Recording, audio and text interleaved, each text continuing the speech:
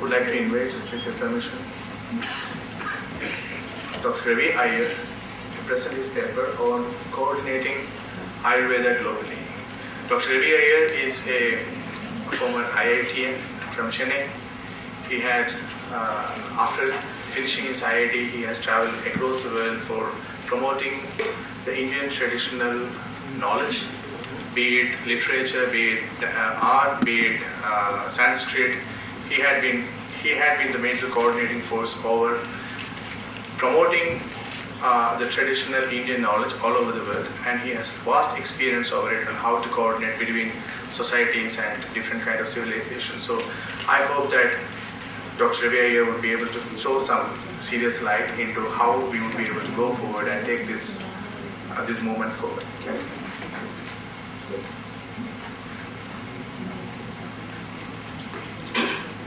Respected dignitaries on the stage and various delegates who have come from far and wide.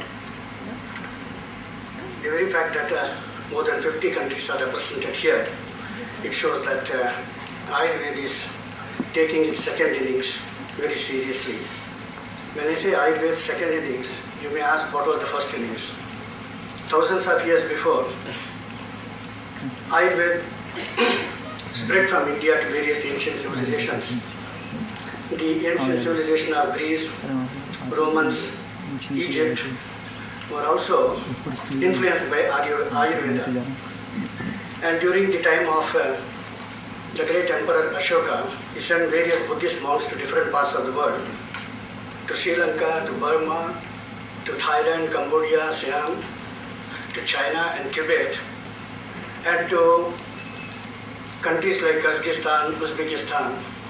And these Buddhist monks, 2,500 years before, also took with them Ayurveda.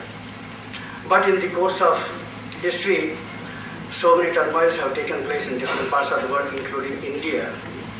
And many things were lost, many things have been taken backseat. Now the Ayurveda is again coming back to the forefront. The question is now, how are we going to coordinate? How are we going to accept the challenges? And every challenge has a lot of opportunities behind it. So, some of the opportunities and some of the challenges, I'll just elaborate. But we have got many other days to discuss, so details will be given in due course. For example, a few months back, experts from Korea had come. They were experts on cosmetics, professors, lecturers, students. And when they came to Kerala and they saw that there is something Ayurveda can offer on cosmetics, its basic principles and the methodology, they were very wonderstruck. It is as good as any of the modern technologies. So we have these opportunities. In many walks of life, Ayurveda has a parallel, maybe better ways to offer. And the world is always looking for alternative medicines. Especially in case of chronic patients, where the available modern medicine has failed. The world is looking for alternative, and there are many areas in which Ayurveda can treat those chronic patients. And as more and more patients are cured, Ayurveda will be more and more respected. So here is one. But all these opportunities have also their own challenges. Do we have so many experts in different parts of the world to give the right type of medicine?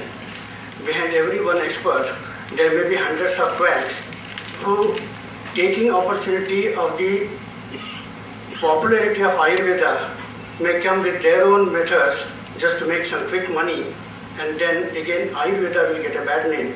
So that danger is also there. Countries, European countries like Germany and Holland, they are open to these systems. They want for chronic patients any method that is effective, that is natural, which will have least side effects. And for every authentic Ayurvedic practitioner, there are hundreds of quacks.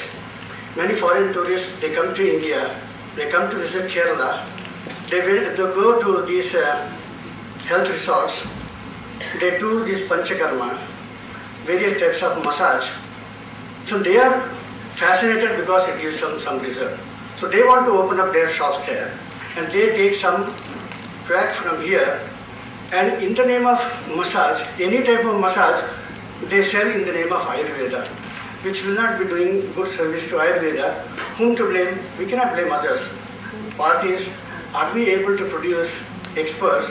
And India being the land of Ayurveda, it has to meet this challenge through more organized way of producing experts and more number of research institutions.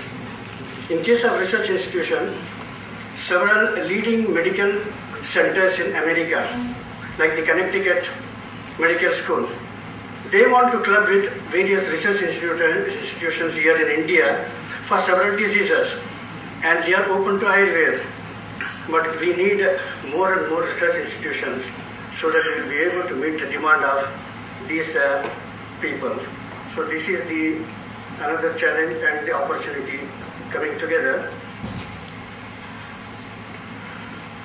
China has also taken to Ayurveda. In fact, China has taken to Ayurveda 2000 years before, when the Buddhist monks went there.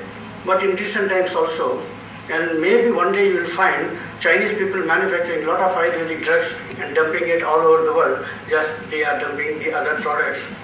In a way it is good. Another challenge and opportunity is we need more and more herbs. So if every country is looking for plants from India, it will be difficult. And therefore, in due course, in different countries, they will have to have their own cultivations. For one of these plants is neem, and I come from Australia, and I know the largest, neem is one of those medicinal plants in India. I do not know the technical term so that you may understand, but this plant, the largest plantation of neem is in Australia, and that's a good thing, because they are also not taking seriously these matters. So in these ways, the Ayurveda is getting popular in different countries. One more challenge is biopiracy. In the year 1993, the University of Mississippi, they patented one of Indian product called turmeric. Now turmeric is used in Indian homes, especially in cookery, and various Ayurvedic products for thousands of years. And now suddenly somebody patents it. This happened because India never went for patenting till 1997. And now that India has formed various Ayurvedic institutions like Ayush and all, we are fighting these cases. You cannot patent turmeric or tulasi or neem. These are all thousands of years old, and we have all their knowledge in our books. So this is now taken up. Another one is, most of these texts are in ancient Sanskrit language. And when somebody translates these books into English or in modern languages, there's always some difficulty.